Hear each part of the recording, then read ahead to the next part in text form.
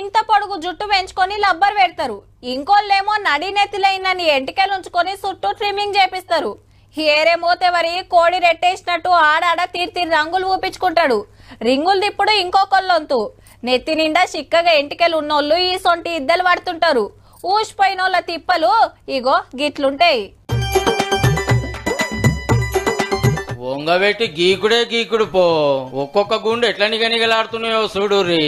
హైదరాబాద్ ఉప్పల్ బాగా ఎట్లా ఓ టెంట్ వేసి బట్టతల మీద జుట్టు మొలిపిస్తామని సాటింపేయంగానే సీతం మంది వచ్చిండ్రు. నాకు ఫస్ట్ అనుకుంటా. అగో అటు టోకెన్ కోసం లైనే, ఈడ నూనె రాపించుకుంటానికి లైనే. దానికి 300, దీనికి 700. అంటే గుండుకు 1000. మొదలు నున్నా గీకిచ్చుకొని గుండు మీద షాంపూ ఏదో నూనె రాస్తే చాలట. పొలంలో నాట్లేసినట్టే రప్పున మొలుస్తాయట ఎంటికలు. ఢిల్లీ కంపెనీలో తన బ్రాంచ్ తీసుకున్న పని మంతులు ఆడికెళ్లే అచ్చిర్రని ఈడో మోత వరకు దందా నడిపిస్తాడు. ఈ అన్న అయితే ఇది 3వ పారట అచ్చుడు. రెండుసార్లు ఢిల్లీ పోయినా. ఢిల్లీ ప్రతిసారి పోవాలంటే ఫ్లైట్ కి పోతే 10,000 12,000 అవుతుంది.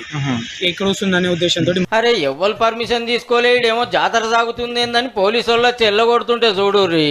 పైసలు తీసుకుంటారు. టోకెన్లు దగ్గర పెట్టుకోండి.